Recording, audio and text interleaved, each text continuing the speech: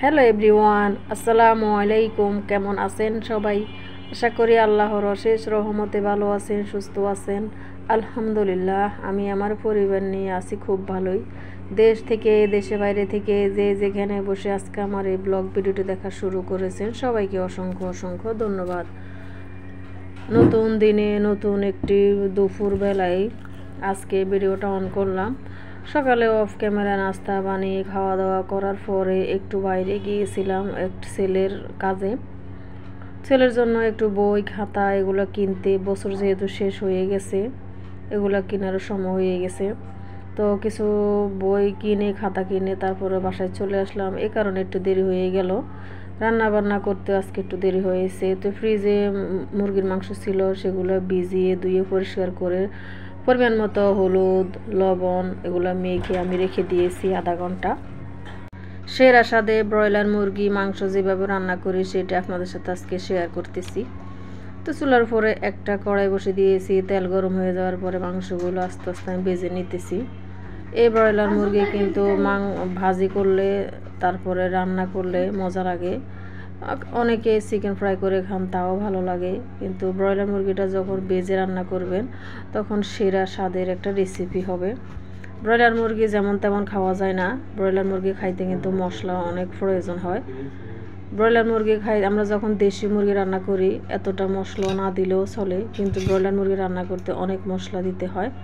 তো এখানে আমি এক ফিট যখন ব্রয়লার মুরগির মাংস ভাজা হয়ে গেছে, আরেক ফিট উল্টে দিতেছি।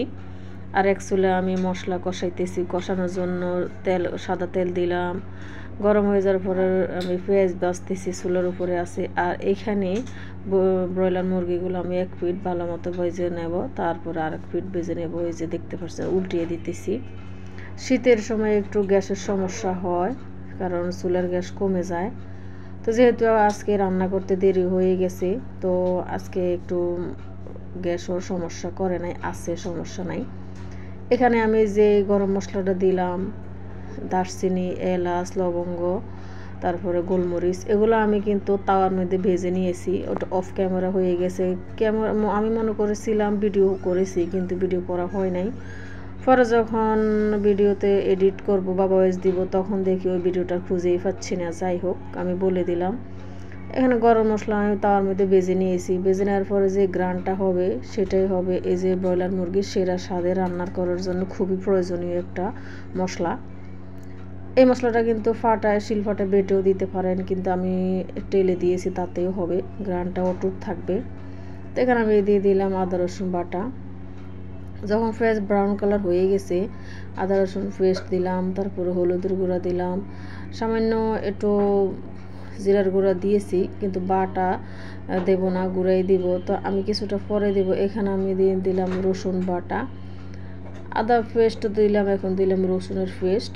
তো কিছুটা রসুনের পেস্ট দেওয়ার পরে ভালো মতো নাড়াচাড়া করে তার আগেও আমি দিয়ে দিলাম একটা টমেটো কুচি। এখন তো শীতের সবজি অনেক রকম মানুষে খাইতে পছন্দ করে। তো ব্রয়লার মুরগির মধ্যে যারা টমেটো ব্যবহার করেন নাই তারাও কিন্তু করে খেয়ে নিয়ে দেখতে পারে, রান্না করার পরে অনেক স্বাদ হয়। এখানে দিলাম আমি কাঁচামরিচ 2-3টা ফালি করে দিলাম, তারপরে মরিচের গুঁড়া দিলাম। কাঁচামরিচের স্বাদটা কিন্তু তরকারিতে অনেক ভালো আসে, আমার হাজব্যান্ড পছন্দ করে। কিন্তু ব্রয়লার মুরগির মধ্যে কিন্তু শুকনো মরিচের গুঁড়ো দিতে হবে, না হলে কিন্তু কালারটা আসবে না, একদম সাদা সাদা লাগবে। তো এখানে আমি দিলাম ধনিয়ার গুঁড়া, জিরার গুঁড়া, মানে আমার সব মশলাই দেওয়া হয়ে গেছে। এখন ভালোভাবে আমি মশলাটাকে কষিয়ে নিব, একদম যতক্ষণ পর্যন্ত মশলা থেকে তেল আলাদা হবে ততক্ষণ পর্যন্ত আমি মশলাটাকে ভালো মতো কষিয়ে রান্না করব। তারপরে যখন ভাজা ভাজা হয়ে গেছে মশলাটা, একটু পানি দিলাম, যেহেতু পুড়ে না যায়। মশলা যদি পুড়ে যায় তাহলে রান্না কিন্তু ভালো আসবে না। তো এখানে আমি দেখতে পাচ্ছি আমার ব্রয়লার মুরগির মাংসগুলো ভাজা হইতেছে, আর আমি কিছুটা আলুও দেব। তো ওই আলুগুলোকে আমি একটু হলুদ মরিচ দিয়ে মেখে রেখে দিয়েছি। এখন এখানে যে মুরগির সাথেও ভেজে নিব। তো মুরগির মাংসগুলো আমি একটু এক সাইডে নিয়ে মাঝখানে আলুগুলো দিয়ে দিয়েছি। এখন এই আলু মুরগি একসাথে ভেজে নেব। দেখতে পাচ্ছেন আলু কিন্তু 1 ফিট হয়ে গেছে, তারপর আমি উল্টে দিতেছি। অনেক গৃহিণী আছেন এবং নতুন যারা জানান না রান্না বান্না করতে, তাদের জন্য হয়তো একটু উপকার হতে পারে। এই জন্য এই ব্রয়লার মুরগির রান্নাটা রেসিপি আজকে শেয়ার করতেছি আপনাদের সাথে। সেরা স্বাদের ব্রয়লার মুরগির মাংস রান্না আমি যেভাবে করতেছি ওইভাবে স্টেপ বাই স্টেপ আপনারা ফলো করবেন। আলুগুলো কিন্তু হালকা ভেজে নিতে হবে, তারপরে গরম মশলাগুলো টেলে নিতে হবে, তারপরে একটা টমেটো দিতে হবে, আর মশলা তো আছেই দেখতে পাচ্ছেন। তো এই যে দেখতে পাচ্ছেন মশলা ভালো মতো কষিয়ে নিব, একদম বলছি না যে তেল আলাদা হয়ে যাওয়া পর্যন্ত মশলাগুলো ভালো মতো কষাতে হবে। মশলা যত কষাবেন তরকারি রান্নার স্বাদ ততই বেশি ভালো পাবেন, এটাই হলো নিয়ম। তো এখানে আমার ভালো মতো মশলা কষানো হয়ে গেছে। তারপরে এই যে পাশের চুলে আমার মুরগির মাংস বা আলু এগুলো ভাজা হয়ে গেছে। একদম মশলা কষানোর পর ওগুলো দিয়ে দিলাম, দেখতে পাচ্ছেন।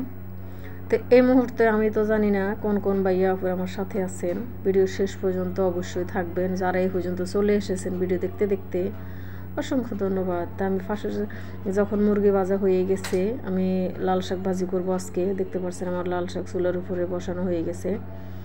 তো আগে কিন্তু আমি পেঁয়াজ ব্রাউন কালার হয়ে যাওয়ার পরে লাল শাক আগে থেকে মানে ধুয়ে কেটে রেখে দিয়েছি, তখন ওগুলো চুলার উপরে দিয়েছি সামান্য একটু লবণ দিয়ে, আর কাঁচামরিচ তো দিয়েছি।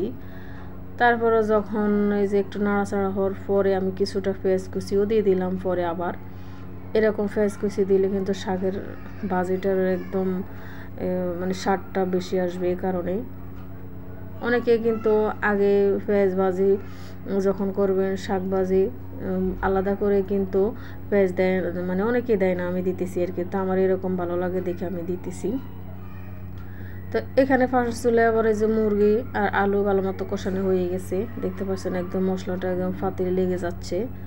তো এই পর্যন্ত আমি একদম ঢাকনাটা সরিয়ে ভালো মতো কিছুক্ষণ পর নেড়ে ছেড়ে দিয়েছি। যদি মশলাটা পুড়ে যায় তাহলে তরকারির স্বাদটা একদমই বাজে আসবে, খাইতে একটু ভালো লাগবে না। তো যারা আমরা গৃহিণীরা রান্না করি একটু মনোযোগ দিয়ে রান্না করতে হবে। রান্নার কাজ যখন করি অন্য কাজ কিন্তু করলে রান্নার স্বাদ একটু ভালো আসে না। এগুলো আমরা যারা গৃহিণী আছি তারা অবশ্যই জানি। অনেকে আছে রান্না বসায় অন্য কাজ করতে যান, কিন্তু সাবধানে যে রান্না করবেন একটু যদি দেখেন আমি নাড়াচাড়া না করলেও এই রান্নাটা হবে, সমস্যা নেই, তাহলে যেতে পারেন। আর যে তরকারিটা কষাবেন কিন্তু চুলার উপরে রেখে যাবেন না, পুড়ে যাবে, তখন আপনার কষ্টটাই হবে বৃথা। কিছুক্ষণ দাঁড়িয়ে থেকে তারপর কষিয়ে কষিয়ে রান্না করবেন, তারপর জলের পানি অ্যাড করবেন, তাহলে তরকারিটা পুড়ে যাবে না, স্বাদটাও নষ্ট হবে না। এই যে আমার একদম পারফেক্টভাবে কষানো হয়ে গেছে ব্রয়লার মুরগি। তারপর আমি পরিমাণ মতো জলের পানি অ্যাড করে দিলাম। আমার এখানে লাল শাকও ভাজি করা হয়ে গেছে, একটা বাটিতে তুলে নিতেছি। আর এখানে আমার মুরগির মাংস রান্না হয়ে গেছে।